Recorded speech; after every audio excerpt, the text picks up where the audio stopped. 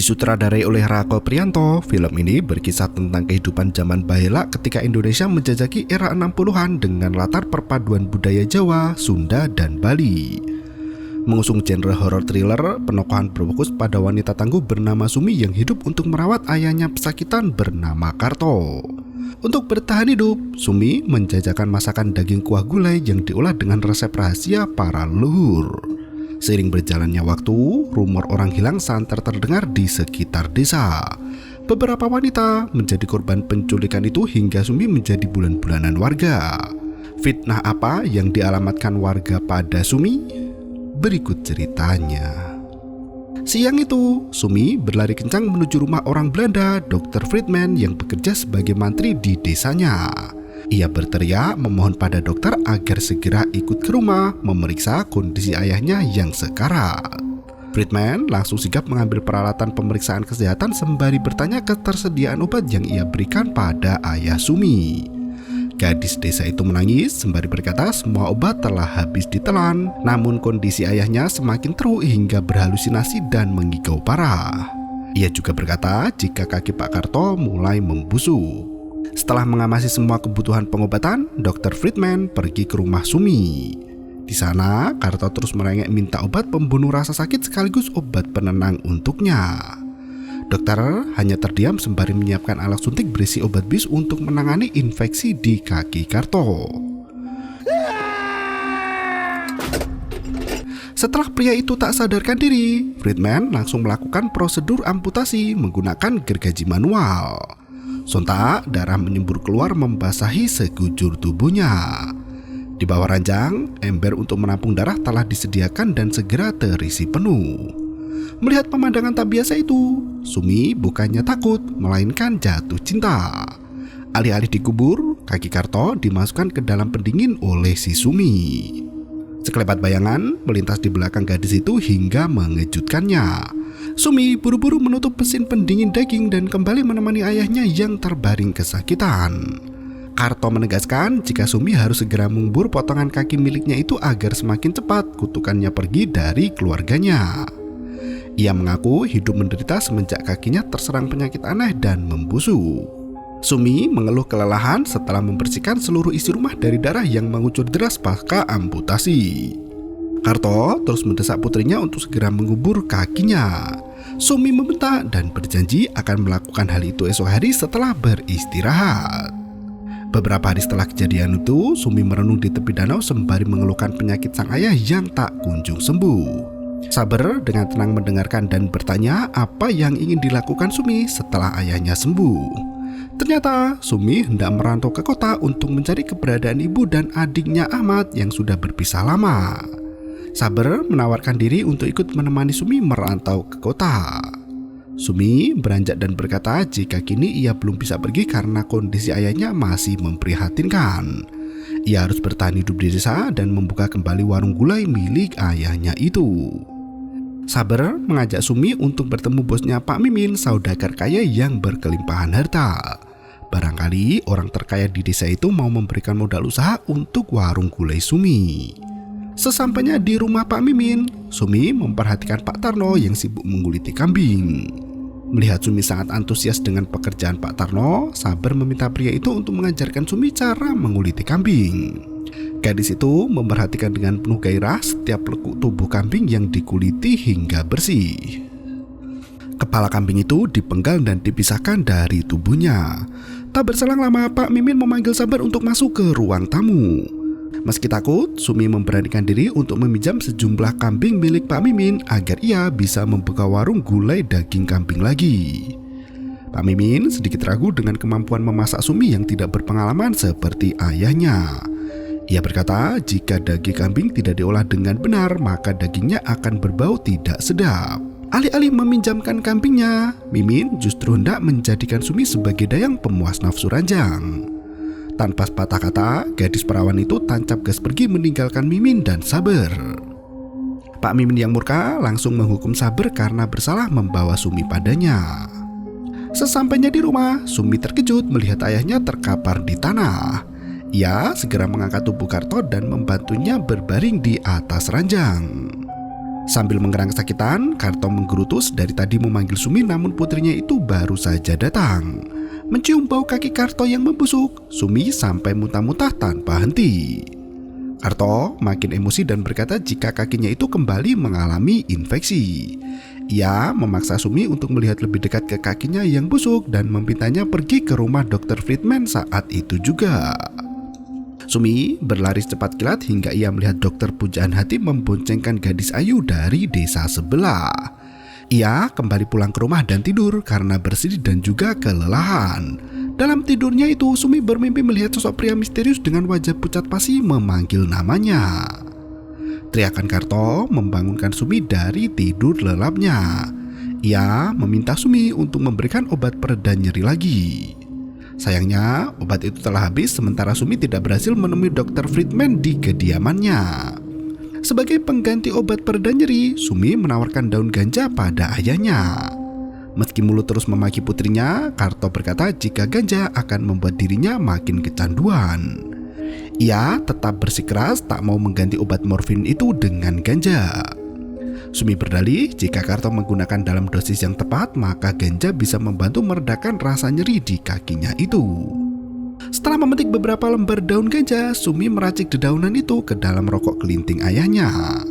Karto menikmati ganja yang membuat perutnya terasa kelaparan. Sumi berkata jika berasnya sudah habis, ia hanya bisa membuatkan bubur dengan nasi sisa siang tadi. Karto sangat marah mendengar perkataan Sumi dan memaksa gadis itu untuk bekerja. Sumi berbalik tak terima karena selama bertahun-tahun ia hidup sengsara dan kelelahan merawat ayahnya yang tak kunjung sembuh. Pertengkaran anak dan ayah itu tak pernah ada habisnya. Karto mencekik leher Sumi dengan kuat hingga gadis itu lari menyelamatkan diri. Di luar kamar sang ayah, Sumi berusaha mengatur nafas sembari menenangkan diri dari amarah yang menggebu. Sosok pria misterius berwajah pucat tiba-tiba muncul di depan Sumi dan berkata jika selama ini ia selalu memperhatikan Sumi. Pria itu mengaku bisa menyelesaikan semua problema yang menderita kehidupan Sumi. Tanpa pandang bulu, iblis itu langsung mencengkeram tangan Sumi, mengiris jarinya hingga darah menyembur deras. Sumi berteriak jadinya menangisi potongan jari yang dimakan oleh iblis berwajah pucat itu. Dengan kekuatan sihir, jari jemari Sumi yang semula buntung kini sudah kembali utuh seperti sedia kala. Sumi terhenyak melihat kekuatan iblis yang sakti mandraguna. Ia menyodorkan tangannya dan mengajak Sumi untuk menjadi teman baik. Sumi meraih tangan itu yang langsung membawanya ke antah berantah. Sosok wanita yang paling ia kasihi dan rindukan muncul memanggil dari belakang. Sumi menangis memeluk ibunya dan mengajaknya pulang bersama. Ibu pun berkata jika ia sudah pulang dan menawarkan masakan kesukaan Sumi. Setelah genggaman tangan lepas, Sumi kembali ke dalam realita kehidupan kelam lagi miskin dan merana. Iblis itu berkata jika ia bisa mengabulkan segala kesenangan duniawi pada Sumi asalkan Sumi mau menjadi sekutunya. Tanpa ragu, Sumi menerima tawaran itu dan bersedia menjadi sekutu iblis. Tawa iblis pun menggema. Ia mengambil kaki buntung Karto dan memberikan tugas pertama pada Sumi. Ia menyuruh Sumi untuk menyajikan daging kaki pada ayahnya sendiri. Beberapa cairan dari kaki itu harus dicampurkan pada masakannya agar terasa lebih sedap dan menggugah selera. Setelah menuruti perintah iblis, Sumi menyuapi ayahnya dengan daging kakinya sendiri. Karto berkata jika rasa masakan Sumi sangat lezat tak seperti masakan lain yang ada di muka bumi. Ia bahkan berkata jika rasa masakan itu seperti surga yang berembus menghempaskan dahaga serta lapar. Dari luar terdengar suara keramaian warga desa yang berbondong-bondong menuju ke rumah kediaman Pak Doni. Sumi keluar menanyakan kondisi pada Saber.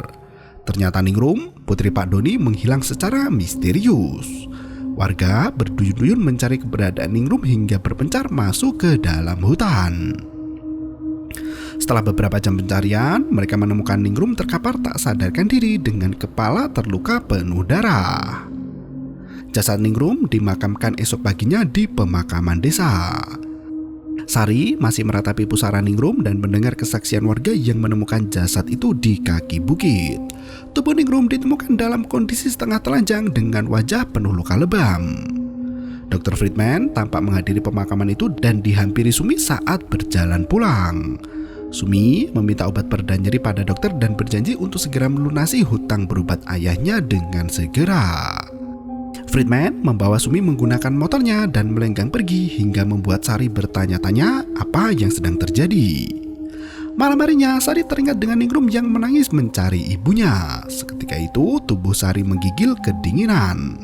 Ternyata, hantu Ningrum muncul di depannya dan meminta Sari untuk membalaskan dendam. Sari terkejut hingga melompat dari ranjangnya. Darah menstruasi tanpa mengotori spray tempat tidur. Sari mencuci spray putih itu keesokan paginya. Saat hendak pergi, tiba-tiba ayah Sari muncul minta dibuatkan makanan.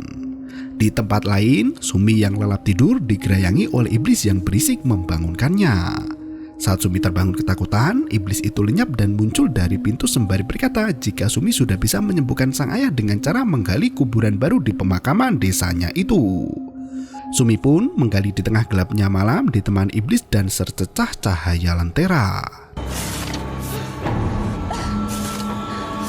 Sesampainya di rumah, Sumi memasak gulai daging sambil berlenggak-lenggok bak di mabuk asmara.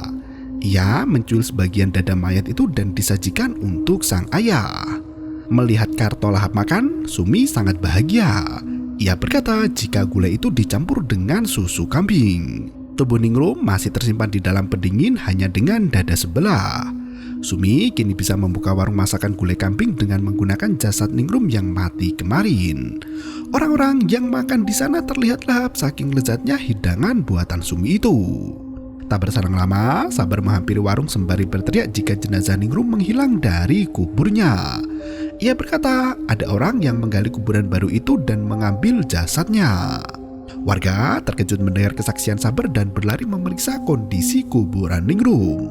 Sumi ikut bersama Sabar melihat kuburan itu sementara Sari histeris menyaksikan makam adiknya yang telah kosong. Sari berteriak menanyakan siapa orang yang berani mengambil jasad adiknya. Ia bersumpah serapah akan membalaskan dendam perbuatan orang yang mencuri jasad Ningrum. Sumi yang gelagapan pun pergi menjauhi makam hingga iblis itu kembali muncul menemaninya. Si iblis kembali membisikkan rasa tenang di dalam hati Sumi yang gundah gulana. Ia berjanji akan memberikan kekayaan dan impian Sumi akan terwujud dengan mudah. Iblis itu terus membisikkan pikiran jahat di otak Sumi dan menyuruhnya untuk membunuh Sabar. Daging segar Sabar harus dijual dan disajikan sebagai makanan agar Sumi punya cukup uang untuk merantau ke kota. Iblis itu mulai mengancam jika Sumi tidak menuruti perintahnya, maka ia akan bertindak kejam dan merenggut semua impian Sumi. Seketika itu, Sabar menerobos masuk ke rumah Sumi untuk memeriksa kondisinya. Iblis kembali berbisik memaksa Sumi untuk melancarkan aksi keji pada orang baik itu. Sabar sama sekali tak bisa melihat sosok iblis yang bertengger di pundak Sumi. Yang ia lihat hanya gadis ingusan yang tak tahu diri. Sabar mengajak Sumi untuk segera pergi meninggalkan desa karena kondisi desa itu sudah tidak aman lagi. Sang iblis mengusap lembut kaki Karto hingga terbangun dari istirahatnya yang nyenyak. Mendengar suara Sabar yang hendak membawa Sumi kabur ke kota, Karto berteriak mengancam Sumi agar tidak ikut pergi. Sumi memilih untuk ikut Sabar ke kota dan mengemasi barang-barangnya. Sabar lari keluar rumah dan melihat dapur milik Sumi yang penuh dengan koleksi senjata tajam. Iblis yang murka menghalangi Sumi pergi dan mengancam hendak membunuh gadis itu. Sumi berteriak jika dirinya tak mau bersekutu dengan iblis itu lagi karena selalu membisikkan perintah jahat padanya.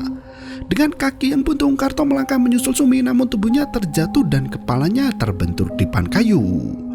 Sumi berlari menyusul Sabar yang masuk ke dapur warung gulainya itu. Saat itu, Sabar membuka isi mesin pendingin warung Sumi dan menemukan kepala Ningrum yang membeku lengkap dengan rambut yang menjuntai panjang. Tiba-tiba, Sumi datang menyuntikkan obat bius ke leher Sabar hingga pemuda itu tak sadarkan diri. Saat terbangun, tubuh Sabar menggantung dengan tangan diikat kencang. Sumi sibuk menelanjangi pria itu untuk diambil dagingnya dan dimasak hidup-hidup. Sabar menangis sembari berkata jika selama ini sebenarnya ia sangat mencintai Sumi namun takut untuk mengungkapkannya. Sumi terkesiap mendengar pengakuan Sabar. Iblis itu kembali membisikkan pikiran jahat. Ia mengarang cerita dan berkata jika Saber diperintah Pak Mimin untuk mencuri resep rahasia gulai daging lezat itu. Sumi terperangah dan menyabet pisau untuk membelah perut Saber. Malam harinya, Sari terbangun mendengar pintu lemari kamar terbuka dengan sendirinya. Dari lemari itu muncul tangan Ningrum yang memberikan gelang padanya. Sari menunduk untuk mengambil gelang itu. Tiba-tiba Ningrum menuju ke arah gelang dan terlihat tulisan Cempaka. Di tempat lain, Karto yang tersadar mencari keberadaan Sumi. Ia berpikir jika putrinya itu sudah lari ke kota. Saat ia memasuki warung gulai, Karto justru melihat Sumi tengah mencacah tubuh Saber yang bergelimang darah. Karto terkejut hingga tubuhnya jatuh ke tanah. Sumi menyeret ayahnya kembali masuk ke dalam rumah sembari berkata jika semua yang ia lakukan adalah untuk menyembuhkan penyakit ayahnya.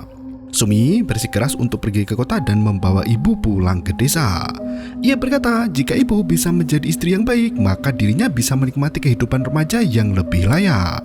Karto terus memberontak dan menyulitkan Sumi dalam menuntaskan pekerjaannya itu.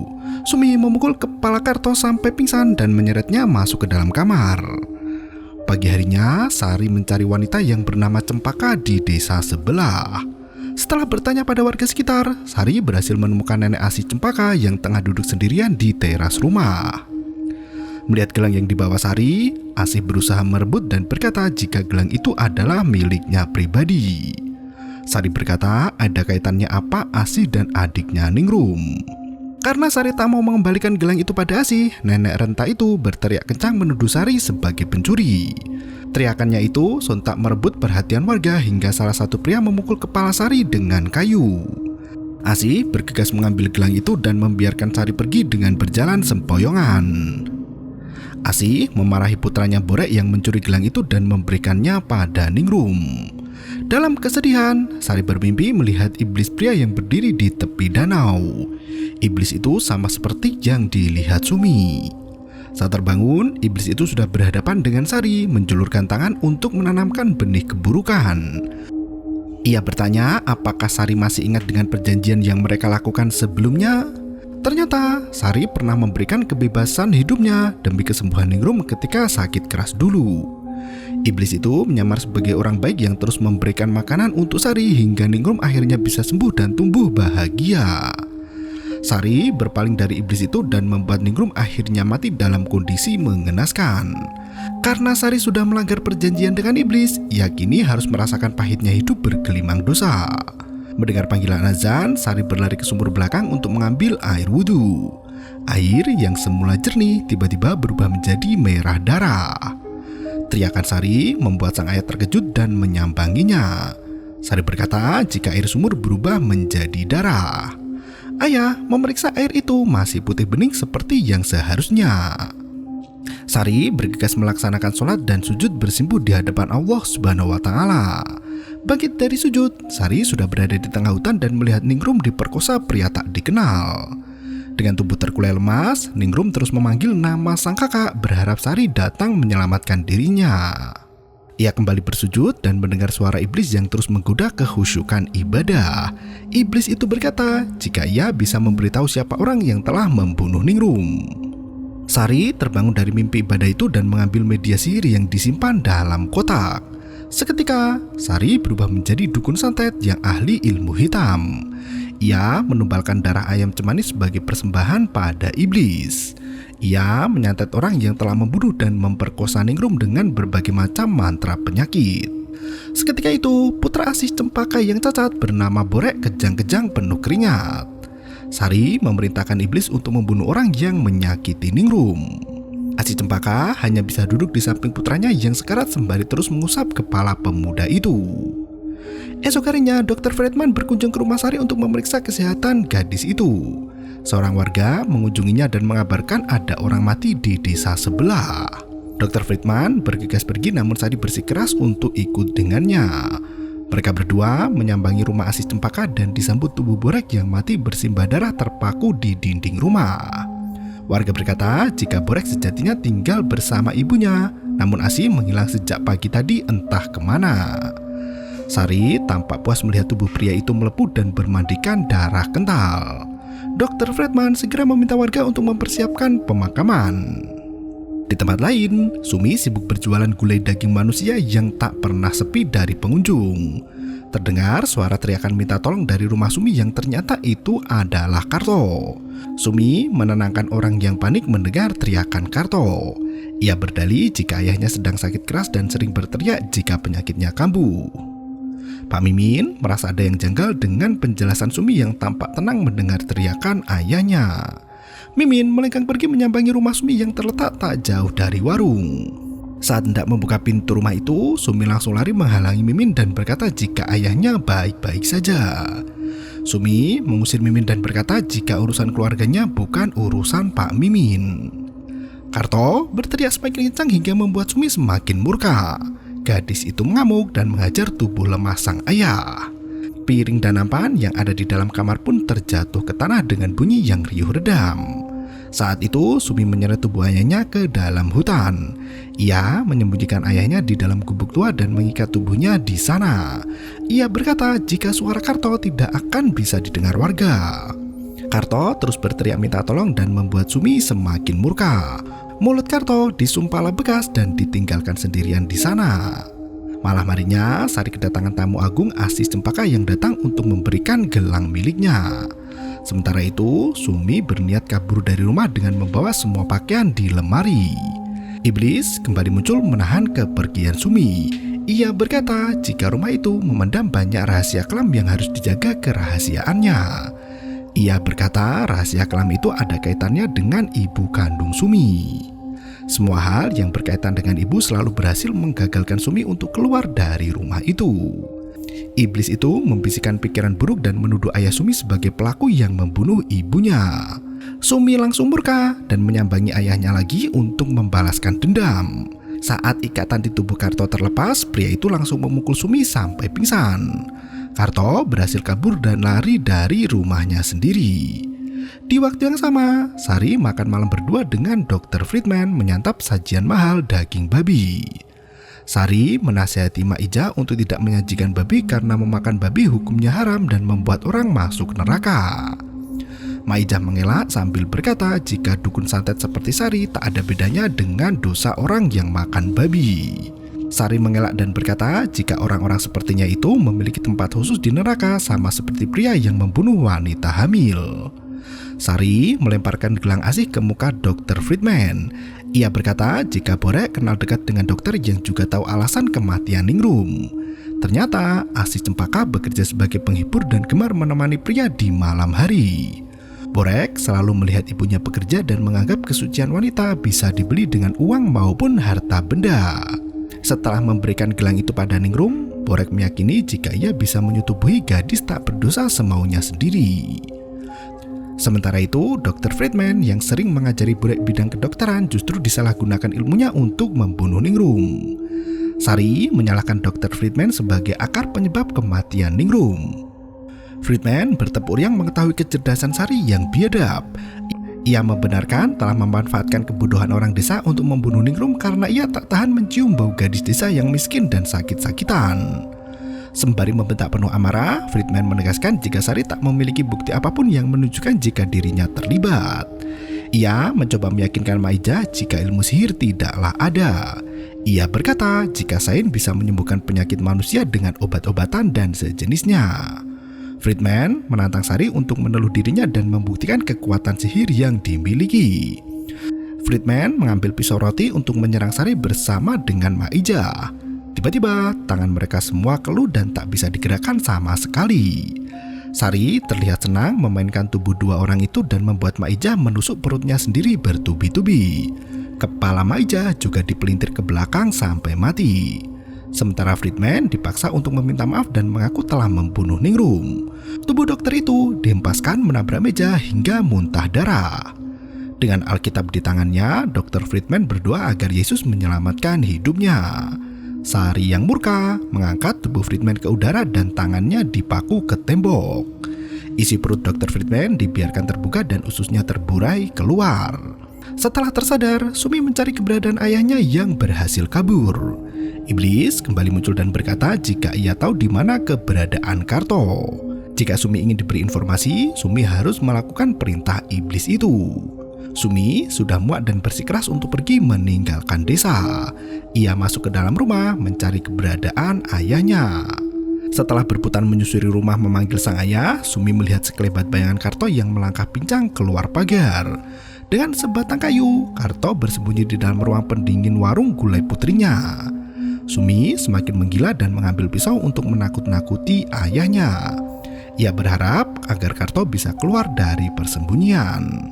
Karto mengintip dari dalam ruang pendingin yang penuh dengan bangkai manusia. Seketika itu, Sumi menemukan dirinya dan mengikat tubuh ayah di kursi. Iblis kembali merasuki pikiran Sumi agar menaruh benci pada sang ayah. Karto, sang mantan preman, sampai mengaku kebiadaban Sumi dan menjulukinya sebagai monster. Sumi tertawa kegirangan. Ia berkata jika dirinya memang monster sama seperti sang ayah. Seorang monster tentu akan melahirkan anak monster juga. Sumi mulai menyalahkan penyebab ibunya lari ke kota. Karto berkata jika ibu Sumi selingkuh dengan pria lain dan lari ke kota. Sumi sama sekali tak percaya dan memaksa Karto untuk berkata jujur. Ia sampai mencekik leher ayahnya sendiri akibat dari hati yang busuk lagi pikiran kotor. Karto menasihati Sumi agar ingat kepada Tuhan. Namun Sumi menodong mulut ayahnya dengan gunting tajam. Sontak iblis pun tertawa riang gembira karena bisa menyaksikan adegan seru di depan mata. Karto akhirnya mengakui semua yang terjadi dengan pernikahan yang dijodohkan itu. Ia sendiri tak pernah menyukai ibu Sumi, namun nenek sudah menjodohkan mereka berdua. Karto sangat mencintai gadis kembang desa bernama Asih Cempaka. Selingkuhan Karto itu melahirkan anak cacat bersamaan dengan lahirnya Ahmad.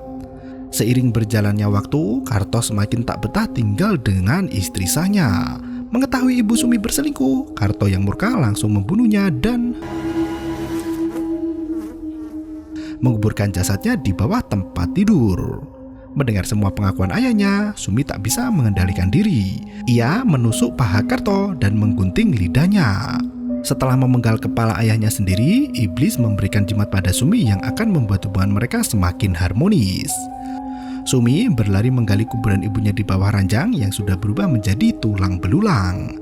Ia menangis sejadinya, memeluk tengkorak sang ibu yang berlumuran darah. Pagi harinya, Sumi mengubur jasad ayahnya bersama dengan kuburan ibunya. Ia menyesal karena percaya dengan kata-kata ayahnya yang mengatakan jika ibu pergi ke kota. Sumi bergegas pergi untuk mencari keberadaan adiknya Ahmad. Naasnya, Sari muncul di depan mata yang hendak mencari jasad adiknya Ningrum. Sesama pengikut iblis itu terlibat duel maut 1 lawan 1. Sebelum perkelahian dimulai, Asih Cempaka muncul dengan wajah ditutupi kain hijau untuk mencari kekasihnya Karto Martono. Sumi berteriak jika selama ini ternyata Asih yang menjadikan keluarganya hancur berantakan. Dan film pun berakhir. Semua karakter dalam film ini sengaja disajikan jauh dari panutan, mulai dari keluarga Sumi yang berprofesi sebagai tukang jagal, si Sari mantan dukun teluh yang gagal bertaubat, dan Asih wanita menghibur yang cinta dunia. Iblis selalu datang menjemput kekalutan dan menyisipkan doktrin keiblisannya. 3 betina itu akhirnya menjadi budak setia iblis untuk memenuhi keinginannya masing-masing. Semua lelaki yang mencintai mereka pun dibabat habis tak bersisa. Film ini lebih menggambarkan manusia berkarakter narsisis yang selalu berpikiran negatif terhadap semua hal sekecil apapun itu. Sutradara mengingatkan jika orang alim saja belum tentu bebas dari dosa, apalagi yang jauh dari Tuhan. Meski demikian, sebaik-baiknya pendosa adalah mereka yang mau bertobat. Terima kasih dan sampai jumpa. Yo, bermau itu ketarep.